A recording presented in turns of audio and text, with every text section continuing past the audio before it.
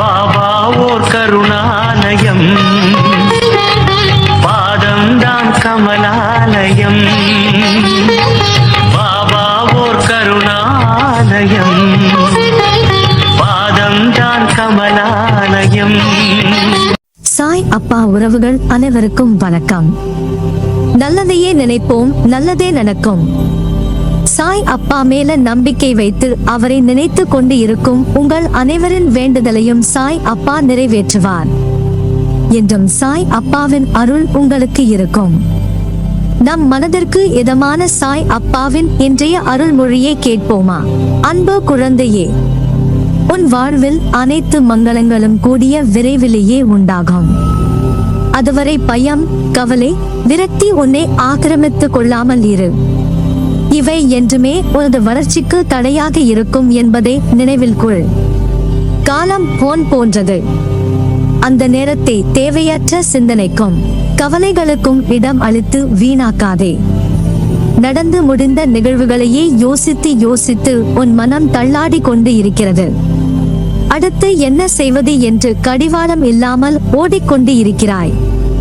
உன்னுடைய கஷ்டங்கள் ஒரு நாள் தீரும் என்ற நம்பிக்கையில் காத்திருக்கிறாய். உன் நம்பிக்கை வீண் போகவில்லை. உன் கஷ்டங்கள் தீரும் நாளும் வந்துவிட்டது. நீ அனுபவித்து வரும் துயரங்களில் இருந்து, கடினமான சூழ்நிலைகளில் இருந்தும் விடுபட துடிக்கிறாய். எதிர்பாராத மாற்றங்கள் நடக்கப் போகிறது. இனி வரும் காலங்களில் உன்னை பாராட்டி பெருமைப்படுத்த போகிறார்கள். நீ விரும்பிய வாழ்க்கையை வாழப் போகிறாய். உன்னுடைய தோற்றங்கள் புது பொலிவுடன் அனைவரும் கவரும்படி இருக்கும். உன்னை தேடி அனைத்தும் வரப்போகிறது. பெயர் புகழோடு வசதி வாய்ப்புகளோடு திகழப் போகிறாய். அதனால் எதை பற்றியும் யோசிக்காதே. உனது எதிர்காலத்தை நான் நிர்ணயித்தேன். நீ எப்படி வாழ வேண்டும் என்பதை நான் எழுதி கொண்டு இருக்கிறேன். உன்னை அனைத்திலும் சிறந்து விளங்கும்படி செய்வேன். உன்னோடு நான் இருப்பதை நீ உணர்ந்து கொள்ளும் நேரம் வரும். என்னை சர்வ சாதாரணமாக நினைத்து விடாதே. அனைத்தும் அறிந்தவன் நான். நீயாக என்னை தேடி வரவில்லை, வரவும் முடியாது. நான் வரவழைத்தேன். மற்றவர்கள் மத்தியில் நீயும் பெரும் செல்வந்தராய் வாழப் போகிறாய். நீ இழந்ததை எல்லாம் மீண்டும் பெறப் போகிறாய். கலங்காதே, நான் இருக்கிறேன். எப்படிப்பட்ட சூழ்நிலைக்கு தள்ளப்பட்டாலும் சிறிதும் கலங்காதே. எப்போது நீ என்னை தேடி வந்து நானே சகலமும் என்ற நம்பிக்கையில் உனது வாழ்க்கையை ஒப்படைத்தாயோ அக்கணமே உன் பாவங்கள் மறைந்தது. இனி கலங்காதே. இனி உன் வாழ்வில் வெற்றி மேல் வெற்றி வந்து குவியும். மற்றவர்கள் உன்னை பார்த்து வியக்கும் வண்ணம் நீ வாழப் போகிறாய். கடின உழைப்பையும் தன்னம்பிக்கையும் கொண்ட நீ உன் கஷ்ட காலங்களை கடந்து விட்டாய். என் அருள் உனக்கு எப்போதும் உண்டு. இத்தனை நாட்களாக என்னிடம் வேண்டிவிட்டு ஏன் இன்னும் நடக்கவில்லை? என் வேண்டுதல்கள் ஏன் இன்னும் தாமதம் ஆகின்றன என்று நீ கவலைப்பட்டு கொண்டிருந்தாய். 1000 கஷ்டங்கள் உன்னை சூழ்ந்து நின்ற போதும் என் மீது வைத்த நம்பிக்கையை விட்டு விடாமல் என்னை இத்தனை நாட்களாக வணங்கி வந்தாய். என் ஆசீர்வாதம் உனக்கு கிடைத்து விட்டது. என் அருளால் நீ இனி சீரும் சுபிட்சமாக இருப்பாய். எந்த சூழ்நிலையிலும் கைவிட மாட்டேன். நான் இருக்கிறேன் நிழலாக என்றும் உனக்காக. நீ செல்லும் இடமெல்லாம் ஊர். இந்த உலகில் உள்ள எல்லோருக்கும் வாழ்க்கையில் ஏமாற்றம், துரோகம், தோல்விகள் எல்லாம் இருக்கத்தான் செய்யும். அதையெல்லாம் பொருட்படுத்தவே கூடாது. சில விஷயங்களை நீ அப்படியே விட்டுவிட்டு அடுத்த நிகழ்வுகளை நோக்கி பயணப்படுவதுதான் உனக்கு நல்லது.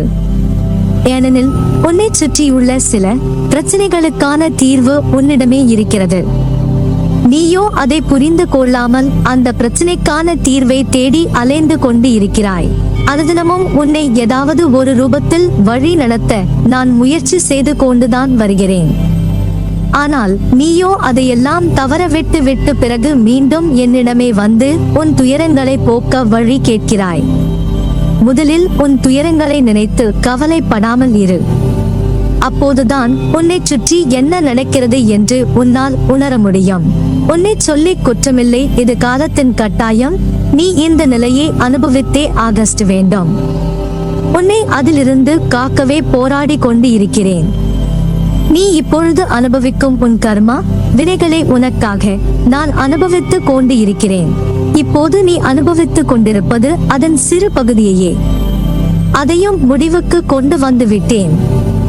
வாழ்க்கையில் நீ சந்திக்கும் தோல்விகளை வைத்து வாழ்வில் தோல்வியுற்று விட்டதாக நீயே முடிவு செய்யாதே. அவை எல்லாம் உன்னை யோசிக்க வைக்க ஏற்படும் சிறு தடங்கல்கள். வாழ்க்கையில் நினைப்பது ஒன்று, ஆனால் நடப்பது வேறொன்று. ஏன் இப்படியெல்லாம் நடக்கிறது, எதற்காக இப்படி நடக்கிறது என்று புரியாமல் அதையே நினைத்து கவலை கொள்ளாதே. நடக்கும் எல்லா செயல்களுக்கும் ஒரு காரணம் இருக்கும். அது இன்று உனக்கு புரியாது. ஒரு நாள் புரியும் போது நினைப்பாய், அன்று நடந்தது நல்ல செயல்தான் என்று.